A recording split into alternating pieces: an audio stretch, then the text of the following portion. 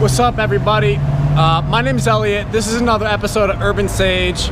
I'm in downtown Los Angeles right now, and I came down here to make a new video, and I came down here to really get engaged in my community, because here's the thing, like, you can live a sage life, you can live a spiritual life in an urban environment. Like, you can have face tattoos and be spiritual. You can. I'm just wearing a tie because, like, it's part of what I'm trying to do with myself right now.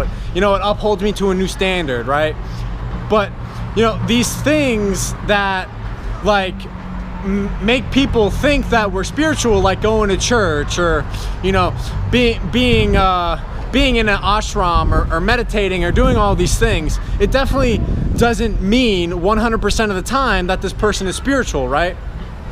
And the opposite exists. You can be homeless, you can be wearing rags, you can be in this urban environment and you can still be spiritual. You can still have God in your mind's eye. You can still be living on a path of moral righteousness and justice. Just because you're in this type of environment that breeds this type of behavior, it doesn't mean that that's the only type of behavior that you have to have. Like you can be praying, you can be living a righteous life, even in times that are rough. Almost more often than not, you pray in times that are rough. Probably people down here are more spiritual than in other parts of California, Los Angeles, the world. Like, you got to be really spiritual to be down here and be like, you know what, this is my life right now, and I believe in myself. You have to have God in your mind's eye. Otherwise things get really rough and things get tough, and you start thinking, like, why am I doing this, right? You stop believing, you stop having faith, you stop moving forward, right? But sometimes even standing still is moving forward. Because if you're not going backwards and you're not resorting back to your old behavior, then you're not really, scientifically, you're not reconnecting those neural pathways in your brain.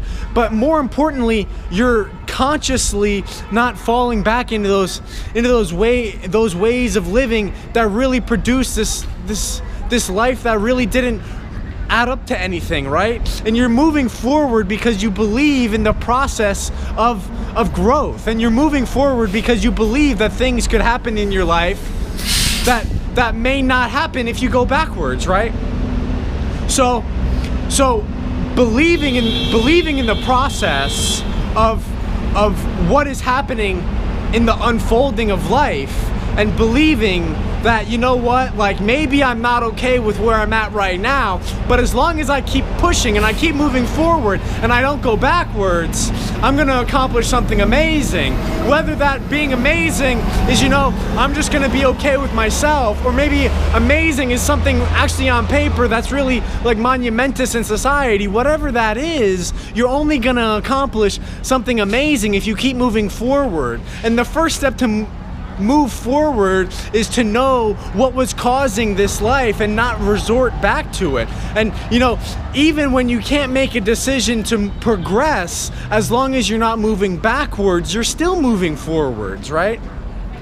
So the reason why I'm making this video and the reason why I'm doing all this is because we have to instill this change of mindset that just because, there's this behavior that's taken place, it doesn't necessarily mean that there's something negative being produced. If you're just standing still, that doesn't necessarily mean that something unproductive is happening. Maybe it's just some patience, and maybe just the time of development is unfolding in this pause, in this time when nothing is progressing, things are developing. I want to say, if something is melting, it may seem like nothing is happening, and then all of a sudden there's this complete transformation, right? If you see an ice sculpture melting, at first it looks like nothing is happening, right? But then all of a sudden it's a complete change in what had happened. There's a complete transformation. There's a complete transformation in what has happened, and you may not have been able to see that in the first couple moments. You may not have been able to see that if you were just watching the entire time. So sometimes when there's nothing really monumentous happening, it doesn't mean that there's something negative unfolding. Just because there's no progression happening, it doesn't mean that there's something negative, right? So I really want to instill this idea that, you know, maybe someone isn't a pastor or a minister or a nun or a meditator or any of these things, right? But just because you're not taking this behavior that shows that you would be a spiritual person, it doesn't mean that you're not spiritual. It doesn't mean that you can't have this essence of godliness within you just because you're not praying, just because you're not connected. Yes, they enhance them, and yes, they reinforce this idea of that God is pulling me towards my future, and this essence of creation is really allowing all the majesty of my life to unfold.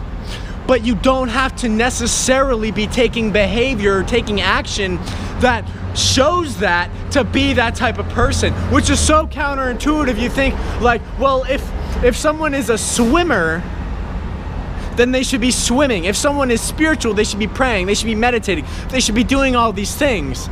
But maybe they're just taking the time to really embrace and embody and encapsulate the essence of whatever it is they're going through, right? Like I don't know if you guys know the Bible, but Paul, one of the apostles of Jesus, one of the 12 apostles, he used to be Saul, and Saul would go around and he would decapitate people. He would cut off the heads of Israelites and Jews, and then all of a sudden this transformation had happened, this melting of his previous identity had happened. And just because he wasn't Paul doesn't mean that the process of what he was going through while he was Saul was necessary. Of course it was necessary. Because to be clean, to be cleansed of something, first you have to be dirty. First you have to be dirty to become clean. The light only comes from the darkness. The day only comes from the night. Spring only comes from the winter. And so just because these traits and these qualities aren't represented in behavior, it doesn't mean that nothing is happening. It doesn't mean that there's nothing going on within the person just because you can't see something unfolding. It's like a bear in hibernation, right? A bear hibernates during the winter so they can be more prosperous, more progressive in the spring, right? Just because there isn't visual action being seen, it doesn't mean that there isn't value being created, right? And that's so much of what UrbanSage is all about. UrbanSage is really about vocalizing and putting in people's mind's eye, putting in people's awareness that just because someone isn't a minister or a priest or a nun or any of these people, it doesn't mean that they're not someone of spirituality, of someone that can be of moral clearness and really have these traits that are indicative of someone who's really living a path of righteousness or living a path of well-being. Right? So you may be feeling like, well, you know, I have face tattoos. Or you may be feeling like, oh, I wear black all the time. Or you may be saying like all these traits and these qualities about you, they don't really express or they really don't show who you are on the inside. And I want to tell you that's okay. It doesn't matter what is expressed on the outside, right? It's like a shadow, like clothes, tattoos, a job, whatever it is, it's really just a shadow of your true identity. So don't worry that, you know, people don't understand you because they can't really see into who you are and they can't see your true character because you wear black all the time, or because maybe you don't speak that often, or maybe you have these characteristics that keep you shy, right? That doesn't necessarily mean that you don't have this essence of this type of person within you, right? Like, if you were to see the shadow of my hand, you wouldn't be able to identify all the distinguishing features, right? So, the way people represent themselves is just a shadow of their identity, all right? So, the reason why I'm saying all this is to create a higher level of connection. Because when we start to isolate, we stop having this level of connection. which would be fine, except for the fact that God, creation, the universe, science, we're all one. We all came from that one singular moment of expression, whether that be let there be light or Big Bang or whatever it is. That one moment of explosion created all of us. So when we start to isolate and we start to say, I'm different than you, you really close yourself off to the existence of creation and God and the universe. So it is so important to identify that just because you don't represent these traits and these qualities that are almost upheld to really represent this identity, it doesn't mean that that's not who you are at your core, right? Just because, and you can think of that on the, like, outwardly and be like, you know what, this person is acting like this, but maybe who they are on the inside is different than what they are expressing, right? And then you can connect, and then you can create God within the space between yourself and them, and you can be like, wow, like we have a genuine connection right here. We are being a part of the same moment. We are fulfilling each other's significance, and we no longer feel alone. We no longer feel like we're so lost in this grand fucking cosmic existence, right? And that is really when peace starts to really unfold, and really you start to embody that, you know what, like the greatest awareness is to understand that everybody just comes from the same place. Everybody comes from the same existence. And when we stop isolating and we stop focusing on the differences, we're gonna focus on the similarities. We're gonna focus that we're all coming from the same place, right? And with that, we can start to live a fulfilled life. When we understand that we all come from the same place and we are all connected, I have this understanding that when I start to fulfill your needs, when I start to make you feel significant, I do that for myself, right?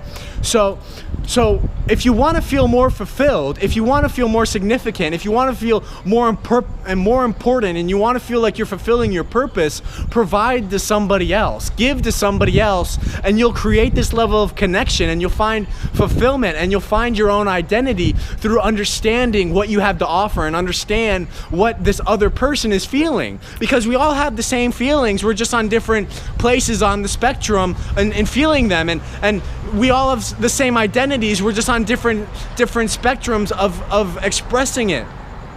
It would be like this, there's probably a million ways to make a different cookies, right? There's a million different ways to make cookies, but it's really all the same ingredients. It really boils down to sugar, water, flour, but it's just these different amounts that really make the difference, and that really is what distinguishes someone's character and distinguishes someone's identity, But the important fact to understand is when you say, you know what, I felt like that before. I've made that decision before. I've been there before. You start to connect, right? You start to have this understanding of, you know what, like, I'm gonna care for you. I'm gonna pause and take time with you, and I'm gonna be in this space with you because that's what I needed. That's what I would have wanted. That's what I've always been searching for. So when you start to understand that we're all one, you start to have an understanding of that when you provide to someone else, you're actually fulfilling your own needs, because we are all only looking for the same things, really. We're all looking for the same things. So when you provide to someone else, you're really providing to yourself, and then you heal. And then you have an understanding of your fulfillment, and you have an understanding of your purpose, and then you can really start to live a life of peace and understanding, and living in the light, and no longer feel like the world's out to get you, or any of these traits and qualities. You can really have an understanding that, you know what, if I give, I receive, right? So I don't want to make this too long, but I'm going to end with this. So in the dictionary, it says that God is a superhuman being. Superhuman, right? Not just a regular human, but a superhuman, right? So, in everything that I just said, I kind of said that, you can create creation, right? You can embody God. You can embody the essence of the almighty power that really provides creation, which is true, which is very true. But the thing is, you need somebody else. Alone, I'm just a human. Alone by myself, I'm just one person. But when I engage with another person, it becomes superhuman.